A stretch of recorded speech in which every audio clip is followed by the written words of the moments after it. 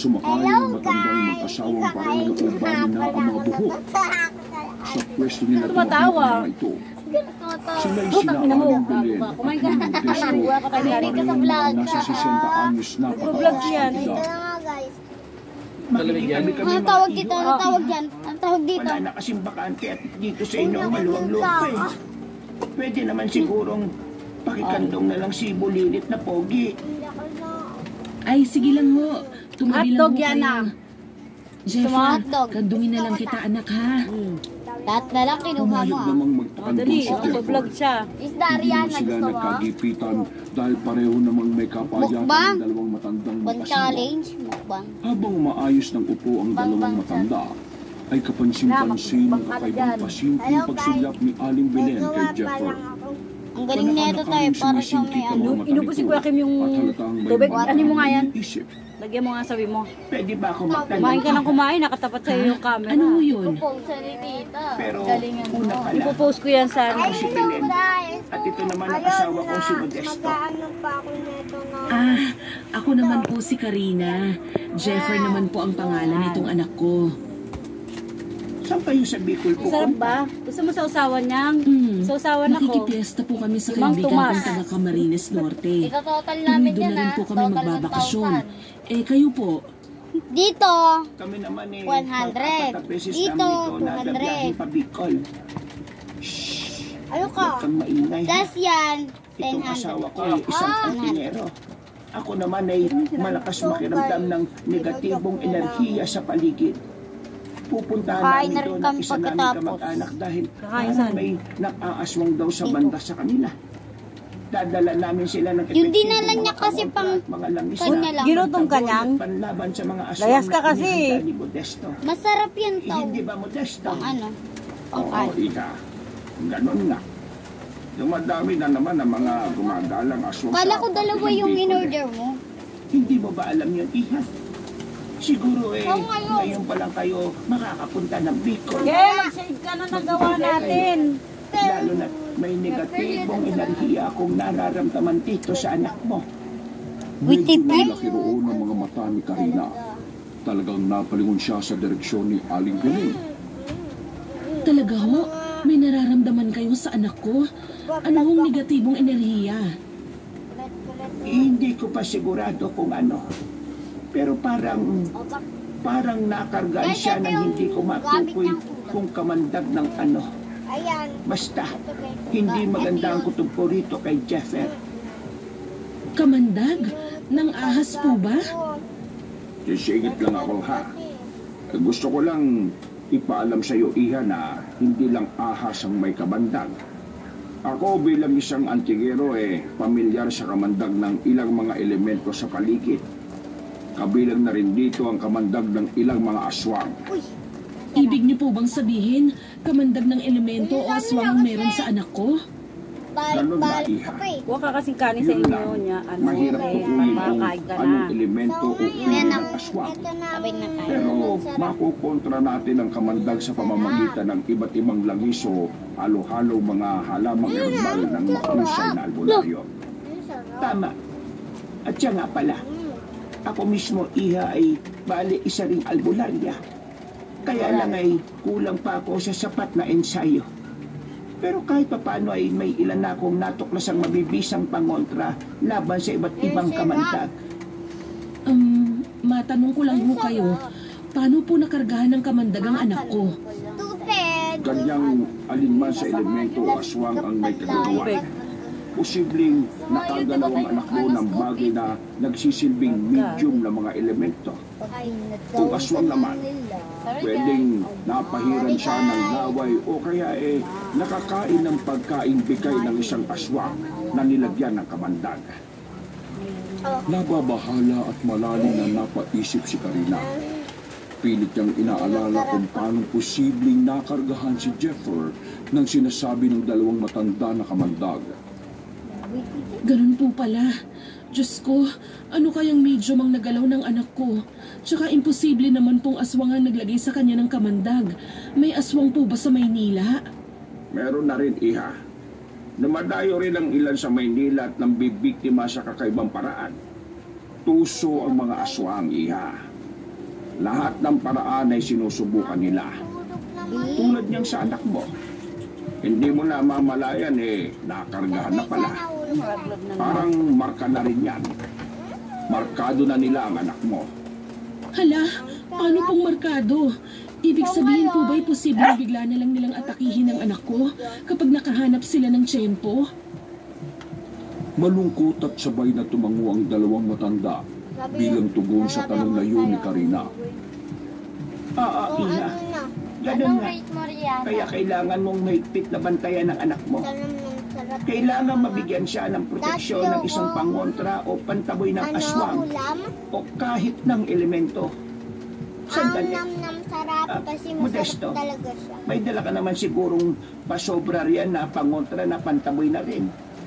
Ay, oo, Belen.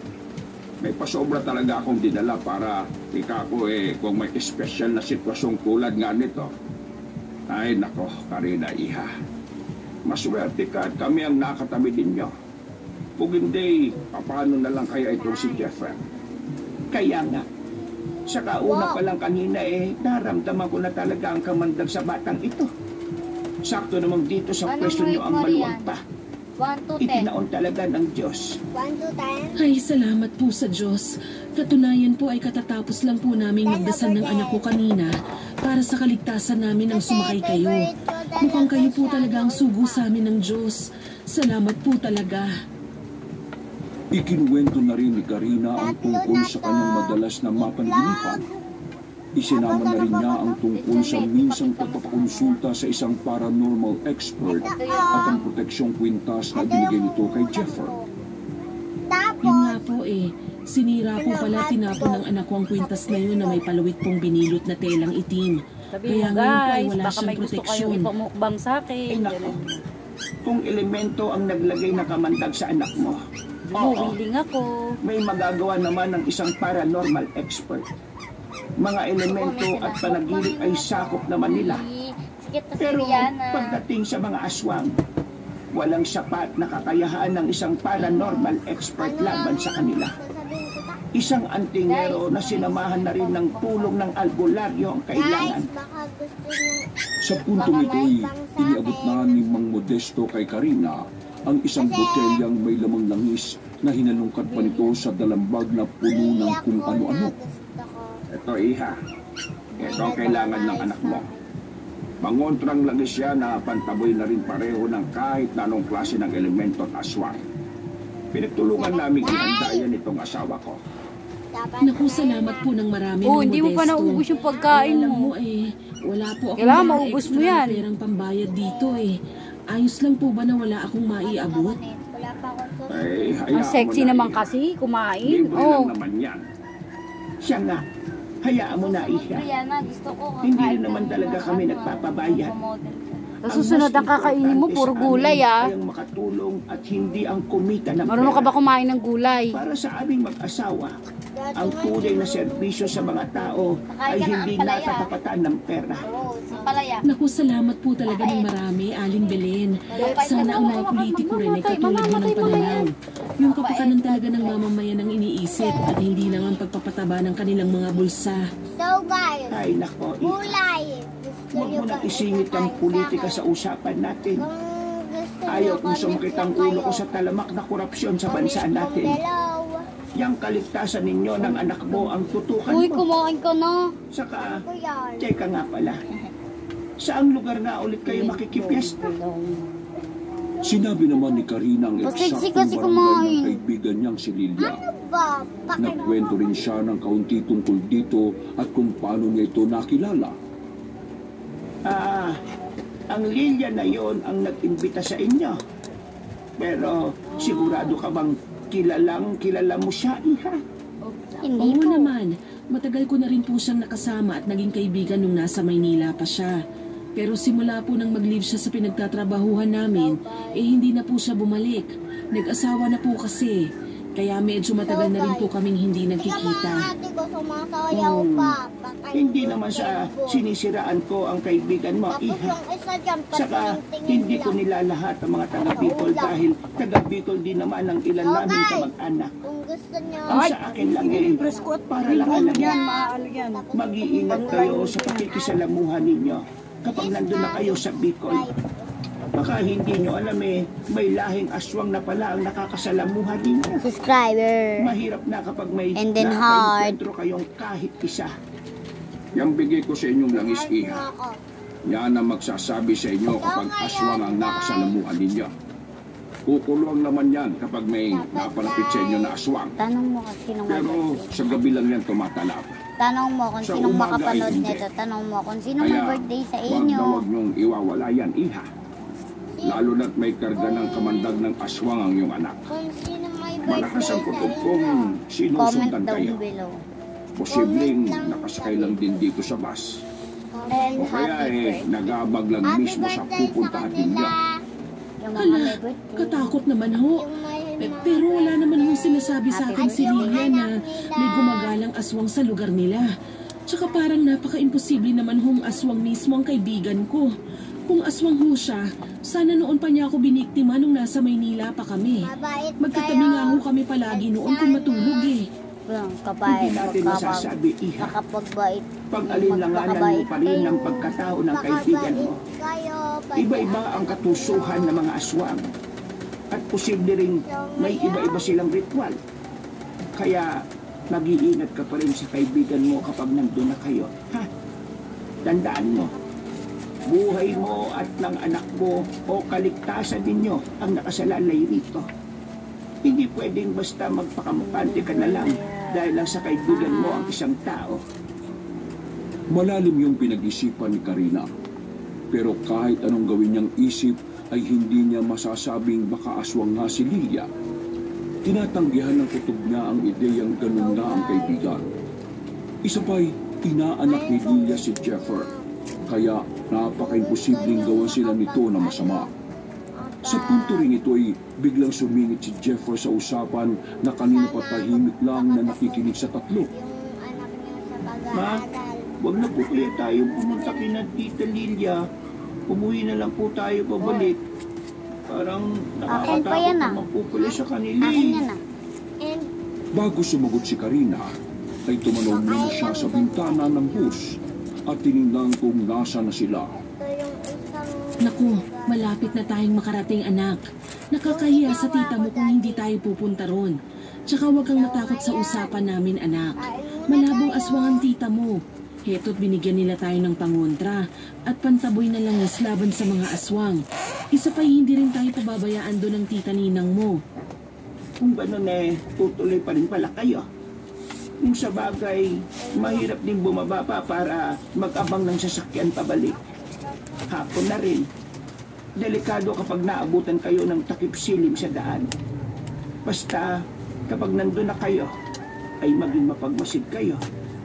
Ay teka, kailangan pala may magagamit din kayo Tapos panlaban kaya sa mga kumain? aswang kung sakaling may makainkwentro Uy, kayo. huwag ka magkalat nyon. Binili Balita na kami ni dito, Aling Joby. Belen si Mang Modesto. May itinanong siya rito. Asan na iba pa niyo? Modesto, may mga dala ka rin bang ekstrang panlaban sa mga aswang? Sigta? Bigyan mo ng kahit man lang isa si Karina. Para naman Ay, kung yung ano yan, sakali kay Ate Jo. maprotektahan niya itong si Jeffer. Ay, Ate Josie. Agad namang hinalungkat ulit ni Mang Modesto ang dala niyang bag. Nako, Wala tong wala takip pala akong bawas. dalang ekstrang panlaban, Belen. Wala tong tapik. Sakto lang na tig-isa tayo ng krusipihong balaraw ang nandito. Kanya na. Yung mga bagong paggawa ko sa isang panday, hindi ko pala naidala.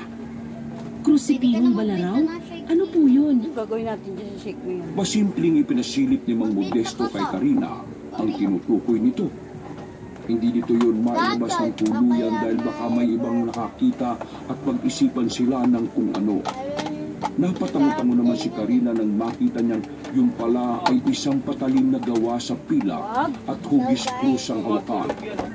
Yang sa akin, Modesto, ay ibigay mo na lang kay Karina. May dagdag protection pa naman tayo. Yang itinatago mong medalyon. Masakit daw yun. Kahit pa paano kung may krusipihong balaraw sila, ay mga aswang mismo ang iiwas sa kanila. kung sa bagay, Tapos ka na ba? o siya, O sabi mo, sa'yo magbabay na ka itong na. isang krusipihong kalaraw, iha. Kinatatakot